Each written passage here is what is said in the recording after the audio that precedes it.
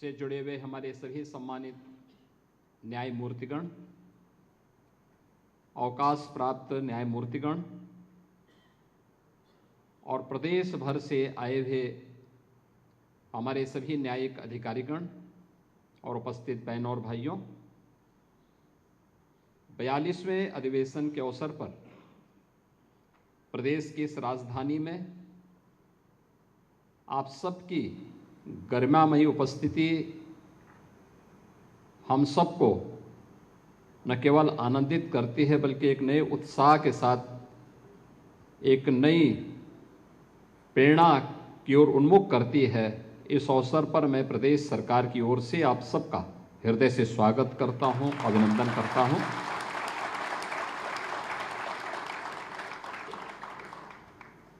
मेरे लिए यह अवसर इसलिए भी महत्वपूर्ण है कि उत्तर प्रदेश न्यायिक सेवा संघ के इससे पूर्व सन 2018 के अधिवेशन में भी मुझे आने का अवसर प्राप्त हुआ था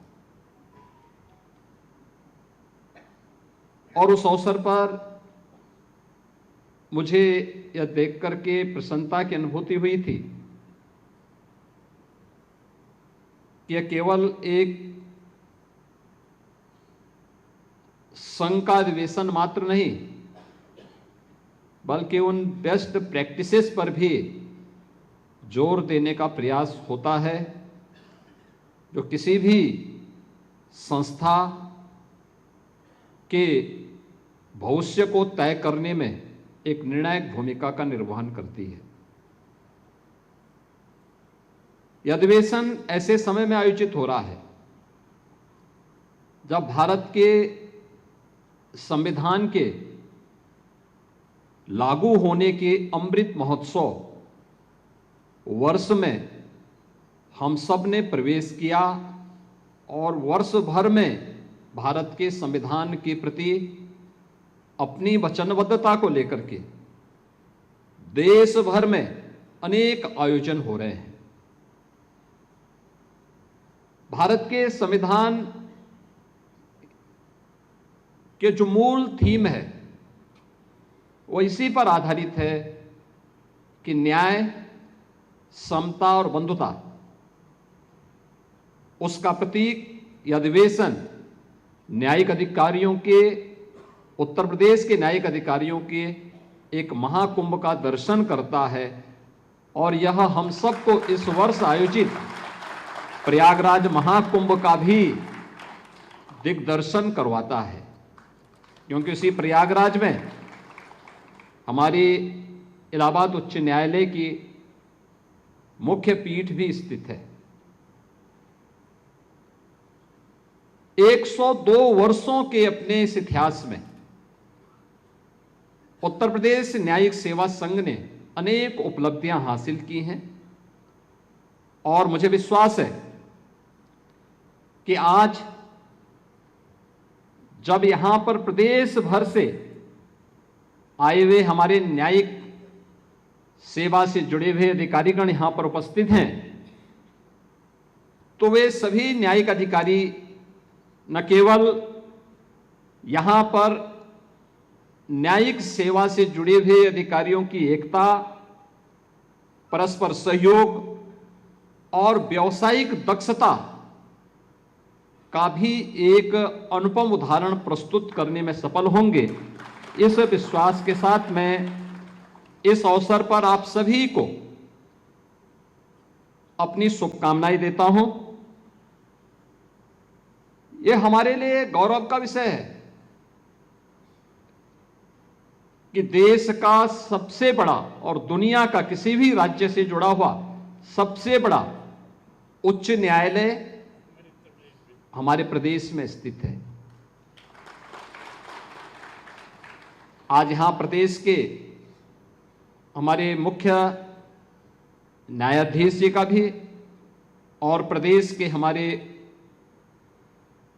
इलाहाबाद उच्च न्यायालय और लखनऊ उच्च न्यायालय के हमारे वरिष्ठ जो न्यायाधीश हैं उनके अलावा हमारे तमाम अन्य न्यायमूर्ति गणों का हमें यहां सानिध्य प्राप्त हो रहा है। ये मेरे लिए और खासतौर पर उत्तर प्रदेश के लिए अत्यंत महत्वपूर्ण है, क्योंकि किसी भी राज्य के लिए उसके परसेप्शन को वहां के जनमानस में विश्वास के रूप में प्रस्तुत करने के लिए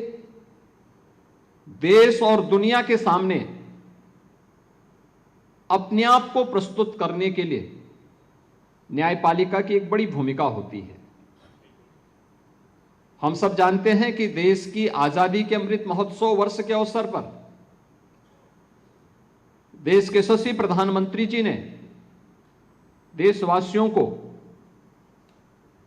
देश की आजादी के शताब्दी महोत्सव के अवसर पर एक विकसित भारत के संकल्प के साथ जोड़ा था। विकसित भारत कैसा होगा, इसकी शुरुआत हमें अपनी इकाई से प्रारंभ करना होगा। हम राज्य में कार्य कर रहे हैं तो विकसित भारत का विकसित उत्तर प्रदेश, हम लोग जनपद में कार्य कर रहे हैं तो विकसित उत्तर प्रदेश का विकसित जनपद, हम जिस क्षेत्र में काम कर रहे हैं उन क्षेत्रों में केवल विकास की इकाई आर्थिक क्षेत्र में नहीं, बल्कि समग्रता को लेकर के जब चलेगी तो वह समग्रता सबकी खुशहाली का कारण बनेगा, सबकी समृद्धि का कारण बनेगा। और उसका रास्ता प्रारंभ होता है एक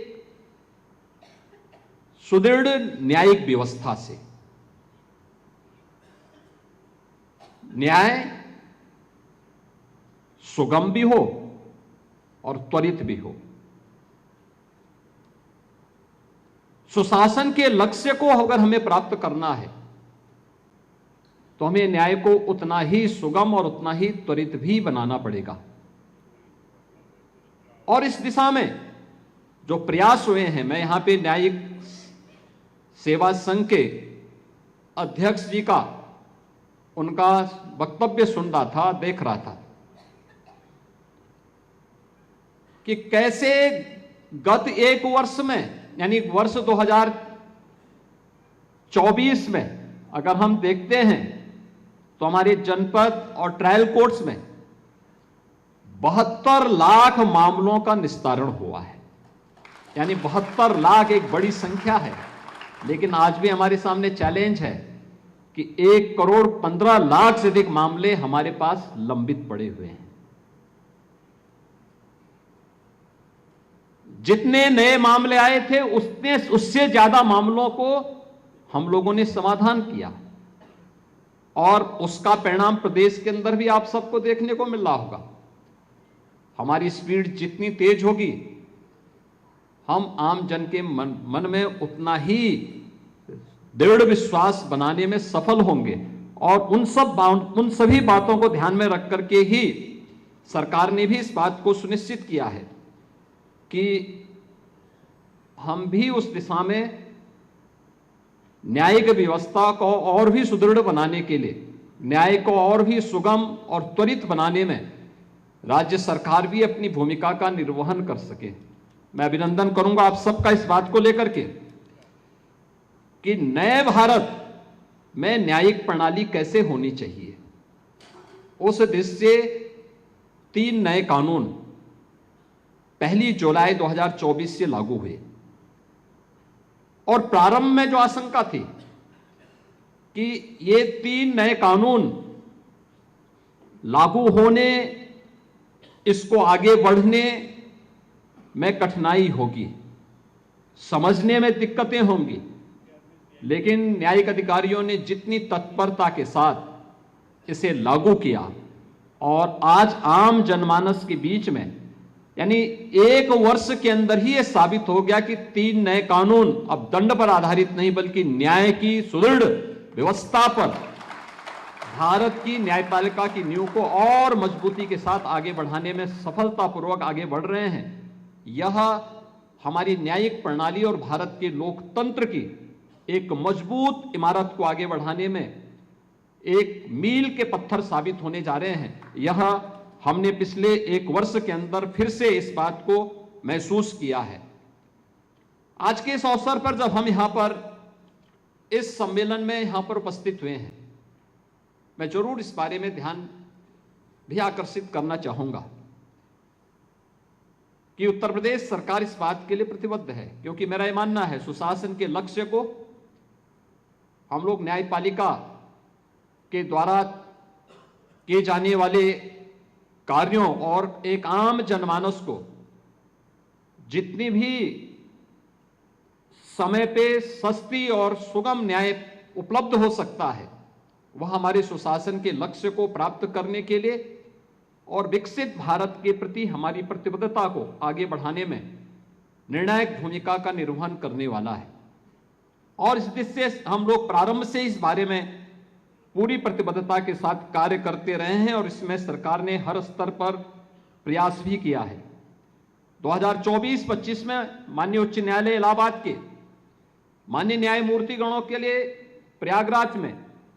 आवास के निर्माण के लिए 62 करोड़ 41 लाख रुपए की हम लोगों ने प्रशासनिक और वित्तीय सहायता स्वीकृति दी है। इसी प्रकार से लखनऊ बेंच के भी माननीय न्यायमूर्तिगणों के लिए आवासीय सुविधा के लिए 117 करोड़ रुपए की प्रशासनिक और वित्तीय स्वीकृति हम लोग पहले ही उपलब्ध करवा चुके हैं। उच्च न्यायालय लखनऊ के यहां के अधिकारियों और कर्मचारियों के लिए भी 99 करोड़ रुपए की आवास निर्माण की सहायता हम लोग उत्तर प्रदेश सरकार के द्वारा पहले ही उसको जारी कर चुके हैं। और प्रयागराज में भी माननीय उच्च न्यायालय के अधिकारियों के लिए 896 आवास भवनों के निर्माण के लिए भी हम लोगों ने प्रदेश सरकार की ओर से एक सैद्धांतिक स्वीकृति पहले ही जारी कर दी है। वादकारी खंड के निर्माण के लिए 112 करोड़ 6 लाख रुपए, इसके प्रस्ताव को भी हम लोग सैद्धांतिक रूप से आगे बढ़ा चुके हैं। और प्रयागराज में उच्च न्यायालय इलाहाबाद के हेरिटेज भवन के रखरखाव के लिए भी 44 करोड़ 91 लाख रुपए की प्रशासनिक और वित्तीय स्वीकृति राज्य सरकार पहले ही जारी कर चुकी है, जिसके बारे में भी हमारे मुख्य न्यायाधीश महोदय ने ध्यान आकर्षित किया है। न्यायालय के इंफ्रास्ट्रक्चर के बारे में, इंटीग्रेटेड कोर्ट कॉम्प्लेक्स के बारे में, और इसके बारे में हम लोग प्रदेश सरकार ने एक नई व्यवस्था आगे बढ़ाई है जो इंटीग्रेटेड कोर्ट कॉम्प्लेक्स की है, जिसमें जो एक नई संकल्पना है जिसमें जनपद न्यायालय, मोटर एक्सीडेंट से जुड़े हुए जो भी हमारे इस प्रकार के ट्रिब्यूनल हैं, परिवार न्यायालय हैं, हमारे कॉमर्शियल कोर्ट्स हैं और लैंड एक्विजिशन से जुड़े हुए कोर्ट्स हैं, इनसे जुड़े हुए इन सब के लिए भी एक अच्छा इंफ्रास्ट्रक्चर डेवलप हो, इन सभी को एक हम लोग इंटीग्रेटेड कॉम्प्लेक्स उपलब्ध करा सकें। इसके लिए 10 जनपदों में हम लोगों ने इंटीग्रेटेड कोर्ट कॉम्प्लेक्स के लिए अपनी सैद्धांतिक स्वीकृति दी है, जिसमें से 6 जनपदों के लिए हम लोगों ने 1645 करोड़ रुपए की राशि जारी भी कर दी है, जिस पर बहुत शीघ्र एक नए यानी न्यू मॉडल के इंटीग्रेटेड कोर्ट कॉम्प्लेक्सेस हमें वहां उपलब्ध होंगे। इसके अलावा महिलाओं के प्रति अपराध और राज्य सरकार की उसके प्रति गंभीरता को ध्यान में रख करके हम लोगों ने POCSO courts, fast track court और अन्य न्यायालयों की आवश्यकताओं को ध्यान रखते हुए 381 न्यायालयों के गठन को भी अब तक हम लोग पूरा कर चुके हैं। केंद्र सरकार के द्वारा जो कोर्ट रूम एवं आवासीय निर्माण के लिए भी धनराशि समय समय पर जारी की जाती है, वह 2023-24 में 148 करोड़, 2024-25 में 239 करोड़, 2025-26 में अब तक 75 करोड़ से अधिक की धनराशि राज्य सरकार जारी कर चुकी है। जनपदीय न्यायालयों में सीसीटीवी कैमरा और अन्य सुरक्षा उपकरणों के लिए 92 करोड़ रुपए से अधिक की प्रशासनिक और वित्तीय स्वीकृति पहले ही जारी की जा चुकी है। फायर फाइटिंग, आदि की स्थापना के लिए 59 जनपदों के लिए अब तक 19 करोड़ रुपए से अधिक की धनराशि भी अवमुक्त की जा चुकी है। तो यहां पर हमारे न्यायिक संघ के प्रदेश के अध्यक्ष जी ने कहा था कि द्वितीय राष्ट्रीय न्यायिक वेतन आयोग को उत्तर प्रदेश ने पूर्ण रूप से लागू कर दिया है और देश के उन राज्यों में है जिन्होंने पहले लागू करने वाले अग्रणी राज्यों में से उत्तर प्रदेश है। न्यायिक अधिकारियों के वेतन भुगतान हेतु 1092 करोड़ 37 लाख रुपए के अधिक की राशि को भी राज्य सरकार ने अपनी स्वीकृति दी है। उत्तर प्रदेश में जो यहाँ पे न्यायिक प्रशिक्षण और अनुसंधान संस्थान है, इसमें 400 बेडेड न्यायिक अधिकारियों की हॉस्टल के निर्माण के लिए भी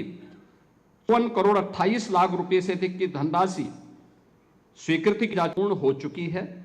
न्यायिक प्रशिक्षण और अनुसंधान संस्थान में 14 करोड़ 22 लाख रुपए एक अच्छा स्पोर्ट्स कॉम्प्लेक्स भी वहां पर निर्मित किया जा चुका है, कराया जा रहा है। इसके अलावा संस्थान में वहां पर अत्याधुनिक लेक्चरर हॉल, प्रशासनिक भवन, प्रशिक्षण ब्लॉक और कंप्यूटर लैब के लिए भी 8 करोड़ 77 लाख रुपए स्वीकृति किए गए हैं। ऑडिटोरियम के लिए 2 करोड़ 36 लाख रुपए और संस्थान परिसर के अधिकारियों के आवास की सुविधा, उनकी मरम्मत आदि के लिए भी 1 करोड़ 68 लाख रुपए की धनराशि स्वीकृत की जा चुकी है। प्रदेश के अंदर संस्थान और अन्य उससे जुड़े हुए जो संगठन है, संस्थाएं हैं, उनके रखरखाव के लिए अब तक 81 करोड़ रुपए की राशि स्वीकृत की जा चुकी है। प्रदेश में राज्य विधिक सेवा प्राधिकरण के भी नवीन कार्यालय के लिए 22 करोड़ 92 लाख रुपए की राशि से यह निर्मित किया गया है और डॉक्टर राजेंद्र प्रसाद राष्ट्रीय विधि विश्वविद्यालय प्रयागराज के निर्माण के लिए भी 387 करोड़ रुपए से अधिक की राशि इसे उपलब्ध करवाई गई है, जिस पर निर्माण कार्य प्रगति पर है। इसके अलावा प्रदेश में 110 ग्राम न्यायालय क्रियाशील किए जा चुके हैं और अन्य जगह जहां से भी हमें प्रस्ताव प्राप्त हो रहे हैं उसे प्राथमिकता के आधार पर आगे बढ़ाने की कार्रवाई प्रारंभ की गई है। आने वाले समय में प्रदेश के अंदर न्यायालयों में हम लोग आधुनिक तकनीक का उपयोग कर सकें, वाद प्रबंधन से संबंधित डाटाबेस विश्लेषण और एआई का उपयोग भी